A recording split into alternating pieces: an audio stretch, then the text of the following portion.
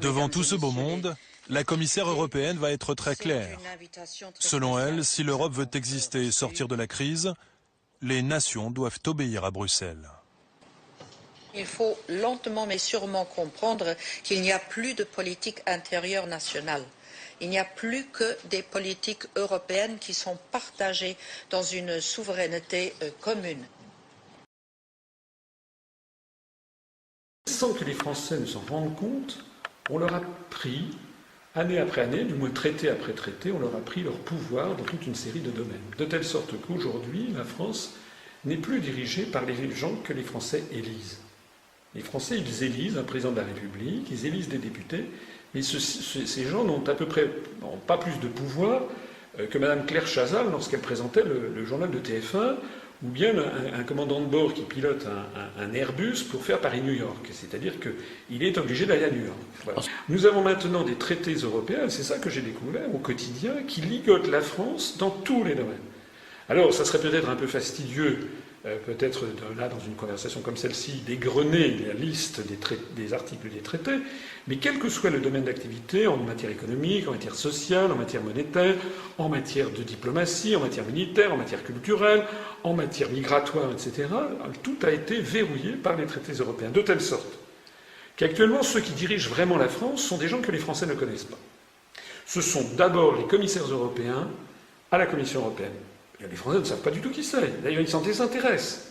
Deuxièmement, ce sont des responsables qui sont à la Banque centrale européenne à Francfort qui gèrent l'euro. Et troisièmement, eh bien, ce sont les dirigeants américains qui supervisent la manœuvre, notamment dans le cadre de l'OTAN, même si le siège de l'OTAN est à Bruxelles, le poids des États-Unis y est considérable. Voilà. Donc c'est la raison pour laquelle les Français ont ce sentiment extraordinairement désagréable. Ils votent à droite, ils votent à gauche. Et en définitive, ils constatent qu'ils ont la même politique. Pourquoi ? Nous sommes le mouvement politique qui expliquons pourquoi.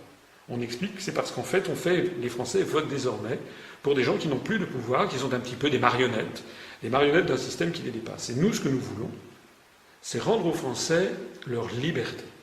Vous savez ce que ça veut dire, France ? France, c'est le pays des hommes libres. Un Français, c'est un homme libre. Et c'est pas nouveau dans notre histoire, c'est arrivé plusieurs fois dans notre histoire nationale, que les Français aient été dépouillés de leur souveraineté.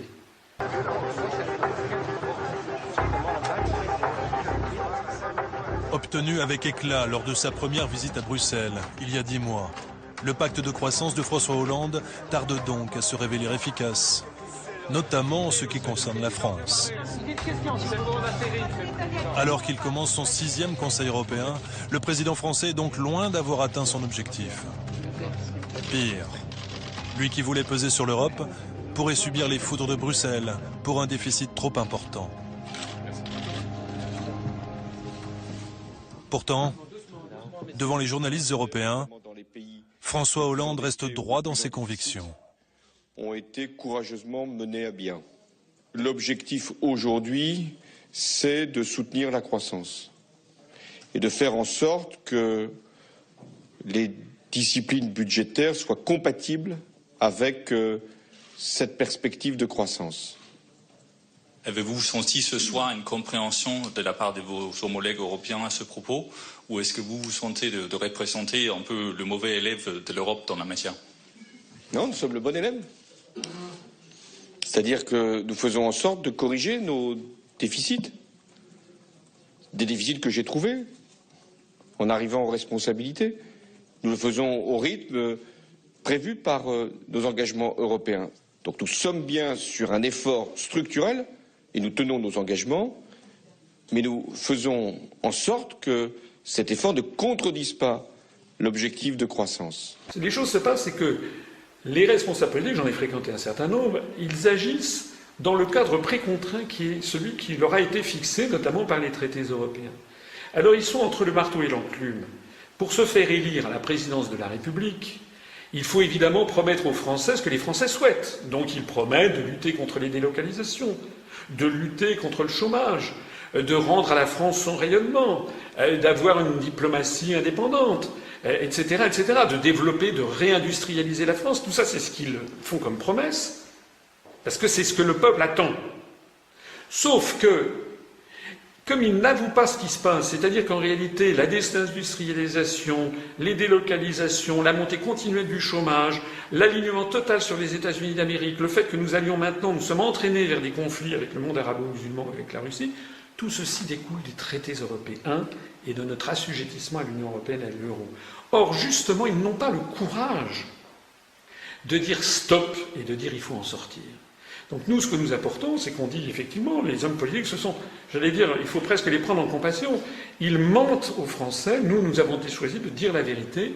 Il faut commencer par sortir de cette prison des peuples.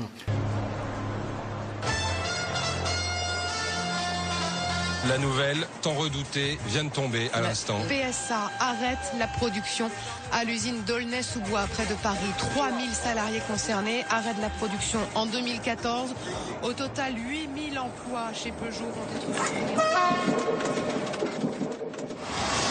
Des usines automobiles qui ferment et un ministre à la rescousse. Arnaud Montebourg, chargé du redressement productif, a fait de la protection de l'industrie nationale son combat.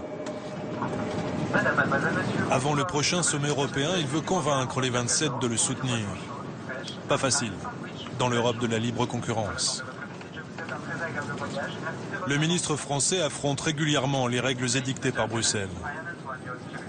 Exemple, en juillet 2012, quand il a demandé à la Commission européenne de placer sous surveillance les importations de voitures sud-coréennes, accusées de faire du dumping pour envahir le marché français. 2 mois plus tard, la Commission refusait. La Commission considère que il faut vraiment que les dégâts soient irrémédiables pour qu'elle décide de s'y intéresser. Donc nous ne sommes pas d'accord avec la méthodologie de la Commission. Il y a aujourd'hui des importations très agressives en provenance de Corée du Sud, ce sont les chiites de la Commission que nous avons utilisés. Nos constructeurs nous ont demandé de relayer leurs demandes, ce que j'ai fait. Le fait que la Commission ait décidé de rejeter, nous allons la saisir à nouveau, parce que vous allez voir que tous les 6 mois, la situation va s'aggraver. Donc il y a un moment, les ultra-libéraux de l'Union européenne qui ne veulent pas que l'Europe se protège, ce que font tous les autres pays du monde, les Américains se protègent, les Chinois se protègent, les Indiens se protègent, les Canadiens se protègent, les Brésiliens se protègent, les Argentins se protègent, les seuls qui sont les idiots du village mondial, ce sont les Européens. On est sous surveillance en permanence, donc on n'ose plus rien faire. Parce qu'on se dit, Bruxelles va nous tomber dessus. Bruxelles, vous savez, c'est la foudre jupitérienne des technocrates qui empêchent finalement les États d'agir, d'avancer. Donc nous leur disons, nous voulons discuter avec vous de ce qui se passe dans le monde pour ajuster nos comportements, pour nous battre à armes égales avec le reste du monde.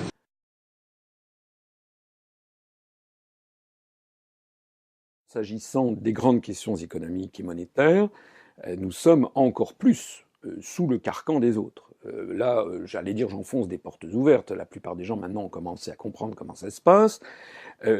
Pour tenter de rendre viable l'euro, nous avons des injonctions, non seulement d'ailleurs venues de la Commission européenne, mais également de la Banque centrale européenne et aussi du Fonds monétaire international, dans le cadre de ce qu'ils appellent la Troïka, où on a renforcé encore les contraintes de coordination économique. Voilà. On a appris il y a là, le 26 septembre, M. Moscovici est arrivé comme un bambin à la Commission européenne. Il a été reçu par le commissaire européen, M. Olli Rehn. On doit envoyer notre copie budgétaire à Bruxelles. Oui, tout à fait. En fait, vous savez, il s'agit d'une nouvelle procédure de surveillance. Dans quelques jours, en effet, Paris va envoyer à Bruxelles sa copie budgétaire pour avis. Et ensuite, les experts européens vont examiner la trajectoire, les grands équilibres de ce budget. Est-ce que la réduction dite historique des dépenses est au rendez-vous? Et puis, ils donneront soit un feu vert, soit un feu clignotant. Alors bien sûr, Bruxelles ne peut pas déchirer notre copie, mais peut tout de même nous demander de la revoir. La France a présenté sa copie budgétaire pour essayer d'obtenir, et le journal Le Figaro a titré « La France obtient un bon point ». Enfin, c'est quand même dingue. C'est quand même dingue. Désormais, c'est un Gus, M. Olli Rehn, qui est finlandais de nationalité, qui a été formé dans le Minnesota à Saint-Paul, puis ensuite qui a été diplômé de l'université de Berkeley en Californie. Ce monsieur n'a été élu par absolument personne, ni en Finlande et a fortiori en France. Et c'est ce monsieur qui vient nous dire si notre budget lui convient. Bon. Alors, en vertu de ça, vous avez, c'est pas seulement la France, vous voyez bien ce qui se passe en Italie, en Grèce, en Espagne, au Portugal, les injonctions de tailler dans les dépenses sociales, de revenir sur les acquis sociaux, de brader les services publics, etc. Derrière ces vitres, 600 experts en économie venus de tout le continent travaillent sans relâche. Leur mission, surveiller les comptes publics des 27 pays d'Europe. Est-ce que vous êtes une espèce de gendarme des finances publiques européennes ? C'est exactement le cas, effectivement. Comme je vous le disais, on vérifie, on s'attache à faire respecter le pacte de stabilité et de croissance. Et notre but ici, c'est de faire en sorte qu'il soit bien suivi par l'ensemble des États membres de l'Union européenne. Français, spécialiste des statistiques, Salvatore Serravalle travaillait auparavant au ministère des Finances à Paris. Détaché à Bruxelles, il obéit maintenant aux autorités européennes. Sa tâche, veiller à ce que les 27 États membres, dont la France, respectent la règle d'or. Le déficit public ne doit pas dépasser 3% du budget national. Nous, on vérifie que ces critères sont bien respectés et s'ils ne sont pas, on met en place certains mécanismes visant à ramener les États membres dans les clous du pacte. On peut émettre alors ce qu'on appelle ensuite une mise en demeure, si la recommandation n'a pas été suivie des faits, qui de nouveau demande aux États membres de converger vers des cibles budgétaires plus raisonnables. Et puis si ça n'est toujours pas le cas, alors on peut se mettre en place des mécanismes de sanctions financières qui peuvent aller jusqu'à une amende de 0,2 points de PIB pour les États membres de la zone euro uniquement. Pour la France, ça représenterait 4 milliards d'euros à peu près. La France sous surveillance. C'est ici, dans ces couloirs anonymes, où se succèdent des bureaux étroits, que se joue donc une amende de 4 milliards d'euros que nous aurions à payer. Le scénario, hélas, est possible. La France, comme 11 autres États européens, est dans la catégorie des mauvais élèves. Depuis mars 2013, la Commission peut demander à modifier les projets de budget de ces États avant même leur adoption par le Parlement. Nicolas Filippone, 32 ans, sorti de nos grandes écoles, est l'un des 15 spécialistes de la section France, celle qui scrute jour après jour notre économie. Il y a un travail qui est plus au jour le jour, qui est un travail de surveillance en fait. Chaque fois qu'il y a une décision qui est prise, une orientation, très souvent les dirigeants européens veulent soit se prononcer, ont des rencontres très régulières avec les autorités françaises et donc ils nous consultent pour qu'on puisse leur donner notre vision des développements récents ou des politiques qui sont prises. La section France ne fait pas que surveiller. Elle conseille, elle suggère, elle propose des sanctions. C'est grâce à ce genre de dossier que Joachim Almunia fait la leçon à Bruno Le Roux. C'est un texte qui est un peu plus long. On parle des trajectoires des déficits publics, on parle de réforme des retraites, on parle de chômage des jeunes, on parle du fonctionnement de Pôle emploi. Pour la France, en 2012, donc il y avait cinq recommandations. Extrait du dossier France, préparé par Nicolas Filippone, 32 ans.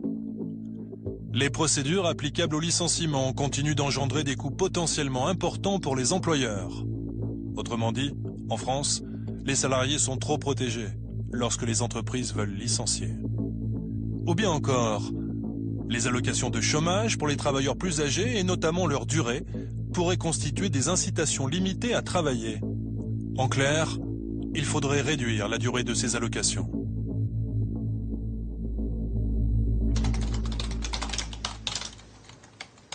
Ce qu'on peut espérer, c'est qu'effectivement, nos recommandations, le bilan approfondi qu'on a publié, ont contribué à la prise de conscience par les autorités françaises que de ce point de vue-là, il y avait un problème et qu'il fallait prendre des mesures.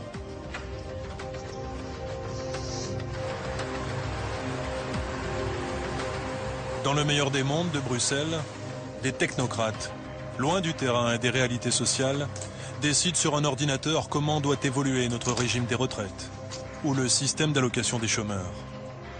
La matrice de notre politique n'est plus à l'Élysée ou à l'Assemblée nationale, mais ici, dans ces immeubles froids. Donc il est absolument impossible en France de prétendre d'avoir un programme politique sur le thème « je vais faire baisser le chômage, je vais relancer l'industrie, etc. » sans sortir de l'Union européenne. Sinon, excusez-moi, mais c'est se moquer du monde. Nous n'avons plus aucune manette. Donc toutes les manettes sont les grandes manettes stratégiques, hein, j'entends. Donc on a encore des petites manettes. Par exemple, on va pouvoir éventuellement abolir une niche fiscale, n'est-ce pas, sur l'investissement dans les monuments historiques. Ça, mais ça, ce sont des choses. C'est des choses de second ordre, ce sont des choses petites. On va pouvoir modifier éventuellement le niveau du SMIC. Mais les grandes données stratégiques en matière économique, c'est-à-dire la fixation des taux d'intérêt, la politique de relance, la politique de dépenses publiques, la politique d'équilibre ou de déficit budgétaire, etc., tout ceci est entièrement maintenant volé aux Français comme aux autres peuples et donné à une oligarchie qui est irresponsable politiquement. Dans sa croisade pour défendre le Made in France, le ministre va devoir affronter Karel de Gucht, le commissaire européen au commerce. La Commission européenne dispose d'une compétence exclusive en matière de commerce. Les décisions prises par Karel de Gucht ont des conséquences directes sur les entreprises françaises. Pour beaucoup, ce flamand est l'incarnation du mal libéral qui sévit à Bruxelles et détruit des emplois. Le Made in France, est-ce que ça a encore du sens aujourd'hui, le Made in France? Non, parce que un produit qui est exclusivement fait dans un pays, que ce soit la France ou n'importe quel autre pays, ça n'existe plus. Une partie importante de la gamme de la société qui a donc procuré la marinière de M. Montebourg est faite en Tunisie, non? Moi, je trouve que la marinière ne lui allait pas trop bien. Enfin, donc, c'est plutôt un monsieur pour porter une cravate, je trouve. Et puis, ça m'inspire pas à grand-chose.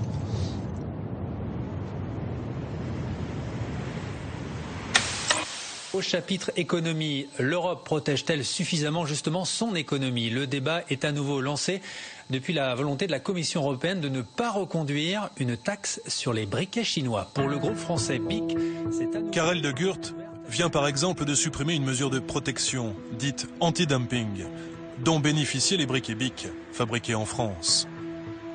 Les briquets importés de Chine étaient taxés 6,5 centimes d'euros la pièce à leur entrée en Europe, ce qui doublait le prix du produit chinois et rendait le briquet français concurrentiel.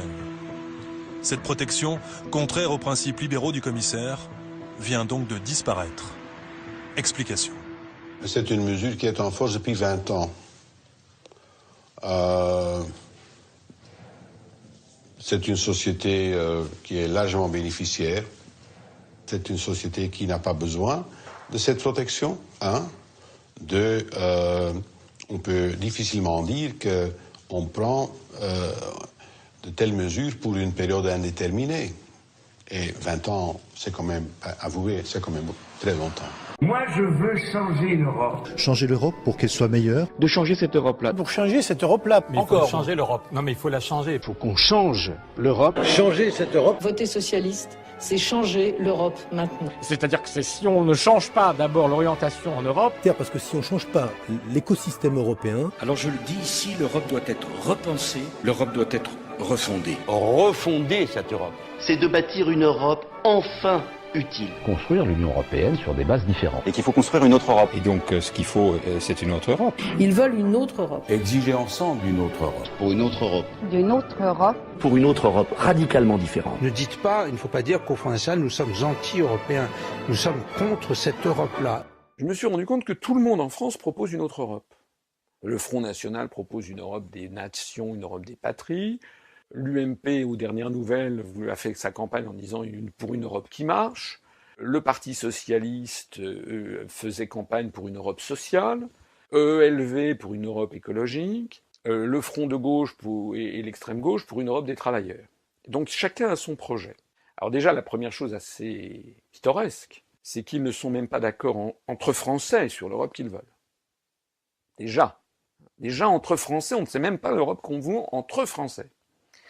Et ils prétendent par ailleurs que l'ensemble des pays d'Europe vont être d'accord avec leur projet. Plus exactement, d'ailleurs, ils ne le prétendent pas. C'est là où il y a une vraie manipulation de l'opinion publique, c'est qu'au moment des élections européennes, par exemple, vous avez des gens qui proposent des listes en disant, ben voilà, une Europe des patries, une Europe ceci, une Europe cela, une Europe écologique, une Europe sociale. Mais il n'y a aucune liste qui dit aux Français, si on veut changer d'Europe, il faut changer les traités. Or, les traités se changent à l'unanimité. Un État peut faire échouer une modification. Donc, quand on propose une Europe sociale, ou une Europe écolo, ou une Europe ceci, ou une Europe des travailleurs, c'est pas aux Français qu'il faut aller le dire. Il faut d'abord que les partis politiques aillent voir les 27 autres États et peuples, et proposent donc le même projet avec les 27 autres États et peuples en disant, voilà, nous avons 27 partis frères dans les 27 autres, pas 22, hein, pas 24, 27, plus la France, puisque ça doit être à l'unanimité. Il faut donc que tous les autres États, dans tous les autres États, il y ait un parti qui propose exactement la même chose.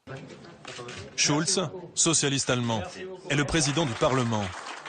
Et il ne pratique pas la langue de bois. Les puissants de l'Europe se réunissent à huis clos pour communiquer après à leur sujet, souvent surpris, sur quel sujet ils sont en désaccord.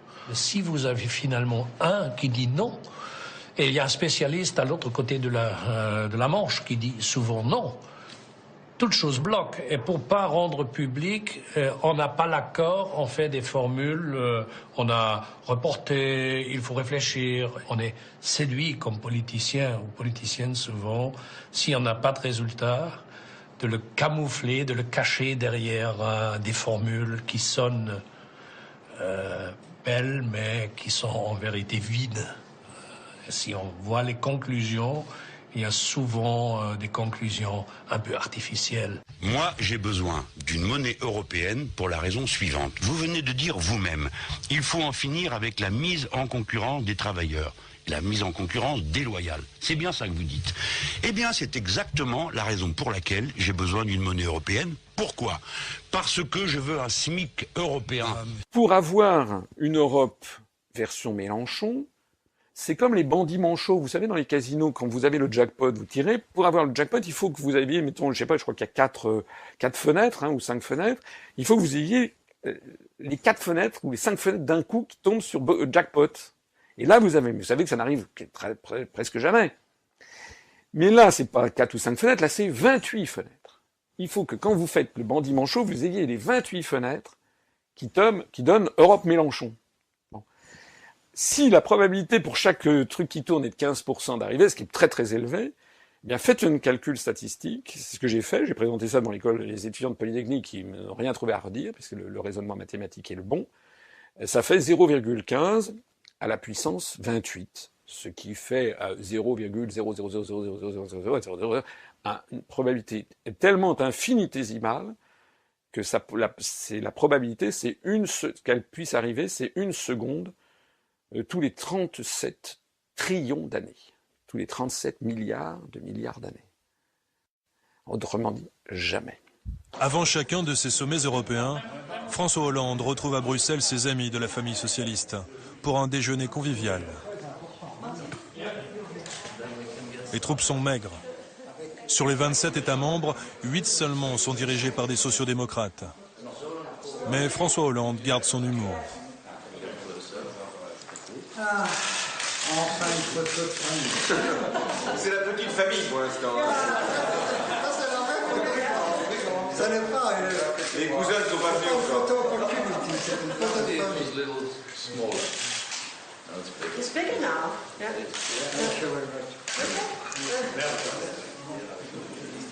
Tous ces responsables de gauche pensent que dans l'Europe nouvelle, le social doit peser autant, sinon plus, que l'économique.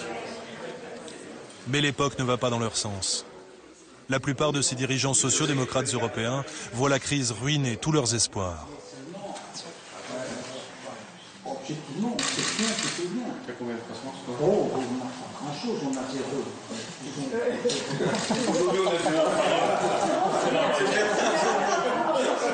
Nos enfants nous ramèneraient zéro.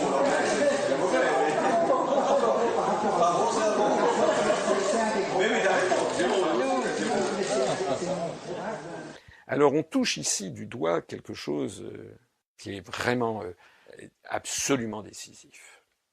C'est que la probabilité de changer l'Europe est nulle. Et donc l'idée que l'on puisse changer d'Europe est une idée qui est a priori de bon sens, sympathique, mais quand vous regardez la réalité de la dynamique, quand vous comprenez que si l'Europe est comme elle est, c'est parce qu'elle est le fruit, la résultante de négociations terrifiantes où on a allé au clash 50 000 fois et donc ce sont des compromis sur lesquels plus personne ne veut revenir. Plus personne ne veut revenir. L'idée de faire par exemple une Europe qui protégerait les services publics à la française, il y a une majorité de Français qui sont d'accord, mais jamais vous n'aurez l'accord des Luxembourgeois, jamais vous n'aurez l'accord des Britanniques ou des Néerlandais, jamais, jamais. Donc ce qui est fait maintenant, vous ne pouvez plus revenir en arrière. Voilà, c'est la raison, et ce calcul statistique, je crois, est parlant. Effectivement, vous ne pouvez pas avoir d'autre Europe. Il n'y a plus de politique nationale, seulement des politiques européennes. Pour preuve, ce sont souvent les parlementaires français qui font le voyage à Bruxelles pour tenter d'infléchir les décisions des commissaires. Exemple avec Bruno Le Roux, patron des socialistes à l'Assemblée, et qui profite d'une réunion du think tank du Parti socialiste européen pour interpeller Joachim Almunia, le commissaire chargé de la concurrence. Nous ne sommes pas pour un repli sur l'Europe. Le député veut que l'État français puisse aider les entreprises en octroyant des aides publiques. Il nous semble nécessaire de réagir et de pouvoir provoquer un débat public sur ces règles commerciales et ces règles en matière de politique industrielle qui nous semblent être au cœur de l'action de l'Europe dans les prochaines années. Il y a une question de volontarisme politique dans la façon dont nous devons demain rééquilibrer nos échanges. C'est un élément qui nous semble important dans ce que nous appelons la réorientation de la politique commerciale commune et la constitution d'une politique industrielle européenne qui soit digne de ce nom. Mais on ne peut pas extrapoler les problèmes de chacun des pays à d'autres. C'est comme si moi, en étant espagnol, je dirais bon, toute l'Europe a un problème avec le secteur immobilier. C'est pas vrai. Le problème immobilier, c'est l'espagnol.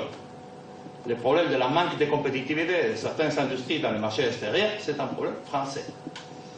En particulier, pas seulement, mais en particulier français. Quand on compare la France avec, bien sûr, l'Allemagne, mais avec des pays comme l'Espagne, par exemple, qui a une industrie beaucoup plus faible, mais qui tient beaucoup mieux dans le marché extérieur. Et dont les exportations augmentent dans ces moments de difficulté. Pourquoi extrapoler les problèmes français à toute l'Europe si ce n'est pas le cas? Bruno Le Roux repart bredouille. Au cœur de l'Europe, la politique passe après l'économie. Les lois de Bruxelles sont implacables. Moi, je commence par dire la France est la deuxième puissance du continent économique et la première population dans 15 ans. On ne fait pas l'Europe sans nous. Nous n'avons pas à marcher le bonnet à la main chaque fois que Mme Merkel et les conservateurs allemands nous convoquent pour nous faire avaler leur politique qui correspond à leurs intérêts nationaux. Je dis donc clairement que si l'on n'entend pas ce que dit la voix de la France, nous disposons du moyen de passer outre. Ce que les Français ne savent pas, c'est qu'on n'a pas le droit de s'opposer à ces directives, puisque nous avons accepté un traité. Un traité, c'est pas un torchon. Un traité, c'est quelque chose de sérieux, c'est comme un contrat. Si d'aventure on refuse de mettre en œuvre les directives européennes et les clauses du contrat, il faut savoir qu'il y a un coup de bâton qui nous attend. Il nous est déjà arrivé. C'est que la Commission européenne, en vertu des traités européens, doit saisir la Cour de justice de l'Union européenne qui siège à Luxembourg pour violation des traités. Et à ce moment-là, la Cour de justice, ce sont des magistrats européens qui regardent les traités à la loupe, qui regardent les directives et qui demandent ensuite des comptes à la France, mais c'est vrai aussi au Luxembourg, à l'Italie, à la Grèce, à Chypre, à la Finlande, et qui leur disent bon, est-ce que vous avez appliqué? Montrez-nous.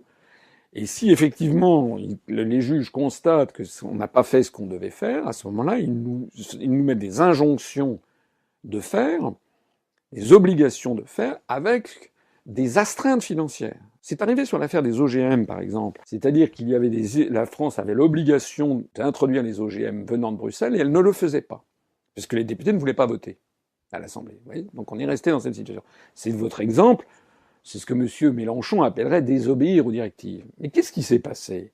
Il s'est passé que là, au bout de plusieurs mois, la Commission européenne, finissant par avoir la moutarde du montant au nez, comme elle en a l'obligation par les traités, elle a saisi la Cour de justice de l'Union européenne, qui a examiné l'affaire, et la Cour de justice a condamné la France à introduire immédiatement les OGM en France, sauf, et si elle ne le faisait pas, il y avait une astreinte qui était de 163 000 € par jour de retard. Je ne sais pas si vous vous rendez compte, tous les jours, la France était taxée de 163 000 €. Alors, je vois d'ici des gens qui vont dire « Et alors, et si on n'obéit pas à ça ?»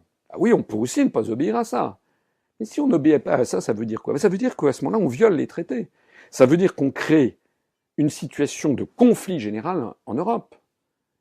Qu'est-ce qui va se passer à ce moment-là ? Il se passera qu'on sera dans une situation de blocage et que l'on ne pourra pas changer les traités. Je rappelle que les traités sont des traités qui ne peuvent se changer qu'à l'unanimité.